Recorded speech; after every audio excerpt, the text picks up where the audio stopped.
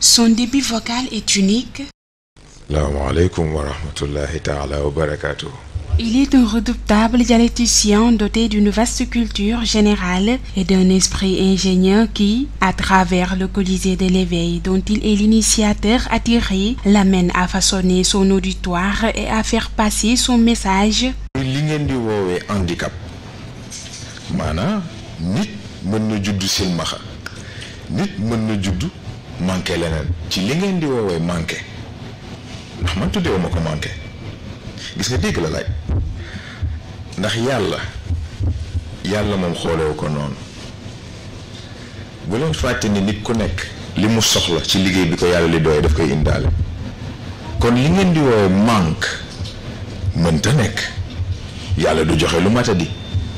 waaye gis nga il faut ngeen xool angle de perception bi ngeen ciy jël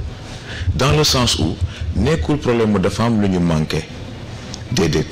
seen perception lañ ajusté par rapport ak réalité bi ñu war a dundee réalité boo xam ne nag léegi seen évolution ci lay tëdd pour mën a jàngalaale ñeneen ñi nga xam ni seen jos a ngi fonctionné te jëriñoo ko ndax nattu mënta weesu say bët di dox say nopp di dox ngay dox ak say tànk di tëyeeg say loxo te yàlla xam ne ni benn amulul ci njëriñ moo tax bu fekkee ci ñun jàpp nañ ni athée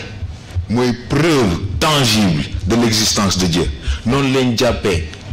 ci ñi ngeen di woowee handicapé ñuy les premiers enseignants de Dieu.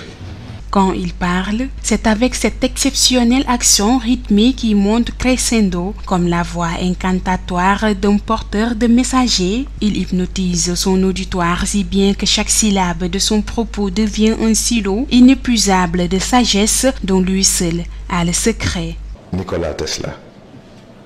moo résoudre problème boobu ndax ci waxam boobu mu ne ñetti chiffres yi bu ko nit déggoon dana xam li ko yàlla dencal mu ne 3 ni 6 ni 9 da xam nga ne boo nee 3 ne 3 dimensions wu nit yaram xel ak ruux waaye 6 bi kon mooy lan mooy fi bu nekk di abandonner étape initiale am jaxasoog moroomam yaram dootul nekk yaram kese dana jaxasoog xel jaxasoog ruux xel dootul nekk xel kese dana jaxasoog yaram jaxasoog ruux ruux dootul nekk ruux kese dana jaxasoog yaram jaxasoog xel capacité cachée yi nag ak capacité secondaire yi génn est-ce que yéen a ngi comprendre li mu bëgg a wax dafa jar a xàmmee kon nag foofu perception il va falloir nit paramétrer boppam de façon à ce que du nekk perception bu dépendre nag léegi ci réalité bi mu tegal boppam da koy delloo boroom ji ne ko nag léegi yaa may yore ñu dellu nag ci 9 ba ndax 9 c'est 0 xam nga nag ba xam ngeen fi mbir yi yëpp 9 c'est 0 parce que foofu sa yaram nekkatul yaram sa xel nekkatul xel su ruux nekkatul ruux yëpp la yàlla boole def ko benn ba pare taf ci boppam. Une seule parabole, chez lui, est approuvée à l'applaudimètre. L'absence de conscience, elle est choisie. Le sommeil profond de la conscience, elle est subie.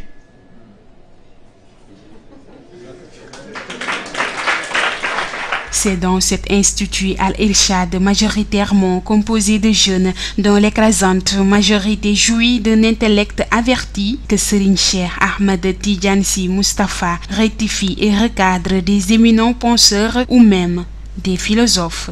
Théorie wu Darwin gis nga déggoo dafa jafe ndax en effet dafa juum comme ñu bëri ni ñuy juumee ci cadre nit ak doomu aadama baatu destin bi ñuy tudd destin nit moomu ko doomu aadama ko moom nit moomul destin volonté la moom dama ne nit moomul destin volonté la moom doomu aadama moom toog di xaar yàlla ne ko demal fii ndax xëy na doomu aadama am na xel waaye dafa am lu ñu woowee le noyau humain le noyau humain mooy fi nga xam ni xel ruux ak yaram foofu lañ daje. Nit bu dee man gi foofu la origine waaye comme doomu aadama amul loolu évolution la volonté bi amul soubassement amul fondation bu mu mën a teg tànkam pour mën a léegi avancer loo nit ci cadre évolution am moo tax destin doomu aadama ko moom waaye nit volonté la moom ci volonté boobu lay jaar li ko yàlla sant mu mën ci dox te du ci def faute ci volonté boobu lay jaar defal yàlla li mu soxla ci moom sans pourtant yàlla di def benn annotement ci loolu lay jaar ba def liggéey bi nam ko war a defee te bu pare kenn du ko teg amende. Serigne Cheikh Ahmed Tidiane Sy Moustapha, surnommé la voix du Colisée, impressionne. Il envoûte son public par sa voix de soprano qui fait mouvoir les mots pour leur donner une existence animée. Un esprit saint dans un corps saint. boobu nit moomu ko ndax xam nga ñoo ngi tudd noyau humain mais foofu la dellu parce que noyau humain mooy central bi nga xam ne moo dajale yaram xel ak ruux waaye boo yamalee mbir yi si un esprit saint dans un corps saint c'est parce que ruux duggul wala bu duggee ba pare dàqu na kon nag foofu wax ji lan la un esprit saint dans un corps saint mais mënuñu wax une âme saine ndax ruux ci yàlla la dépendre kon saint na ba pare kon nag une âme éveillée.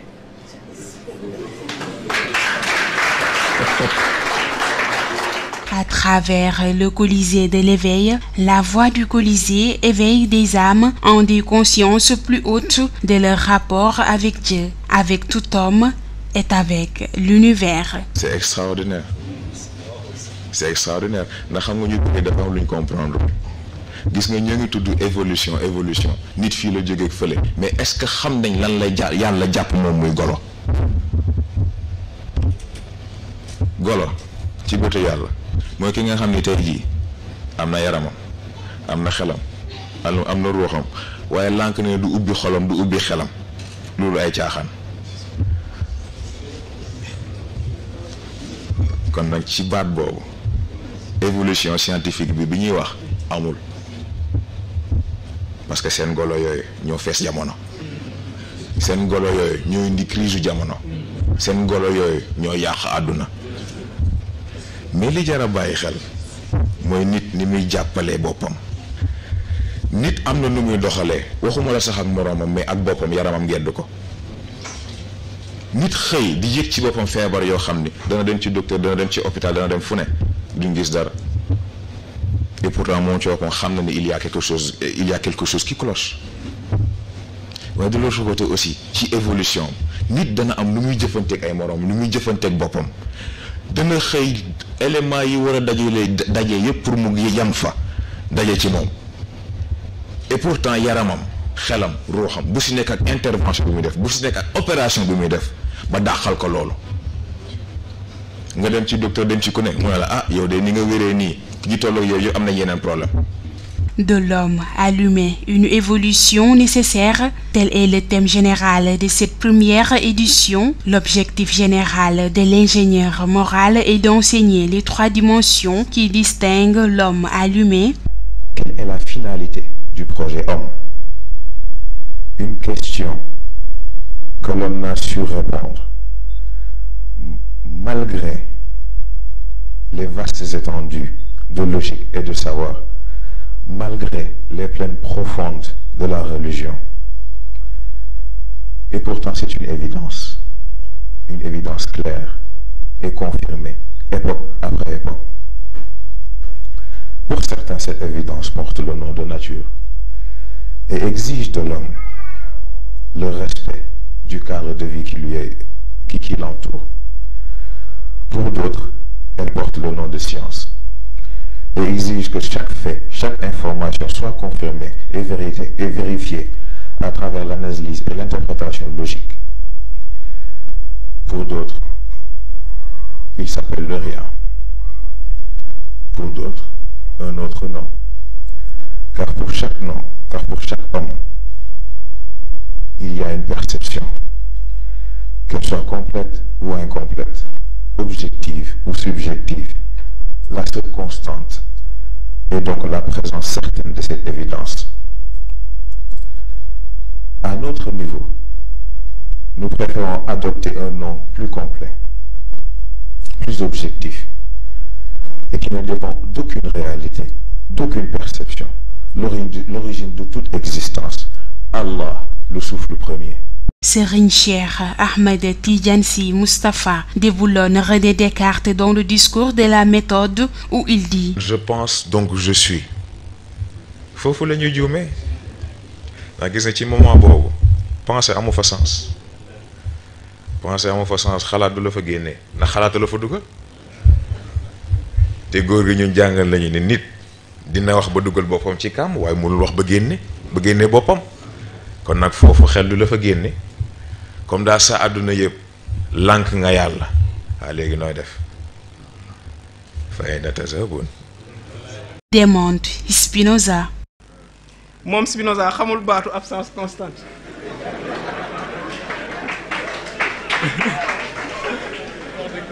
léegi Spinoza li ma koy conseillé mu suivre Colisée bi loolu daal laa koy conseillé waaye comme yàlla moo ndar képp lépp est-ce que am na lu génn ci moom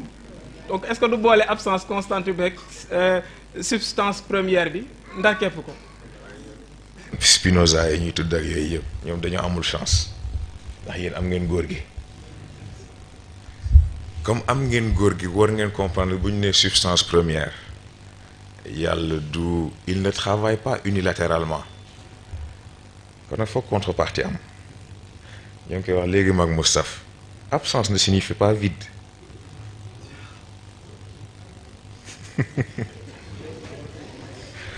absence ne signifie pas vide lu jar a bàyyi xel la xam nga lu tax substance première d'accord loolu day fekk nga mérité substance ci yàlla substance première day fekk nga mérité substance ci yàlla day fekk nga mérité yàlla jox la ci boppam dara waaye ci beneen côté spectre bi ñi nga xam ni ñak ñoom ils ont fait le tout ba yàlla jéppi leen et pourtant rëcc ñu juridiction am kon nag yàlla nga fa ba léegi waa ci dimension absente am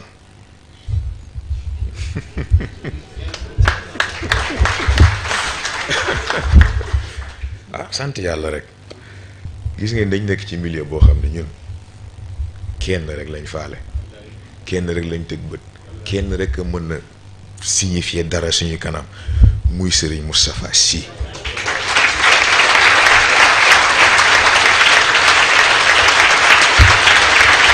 Cette fonction relève peut-être d'une vision dont il ne livre pas encore le contenu, se limitant simplement à donner rendez-vous aux étudiants, militants et talibés, comme tout esprit ayant perçu un bruit de mutation accompagnant la naissance d'un ordre nouveau.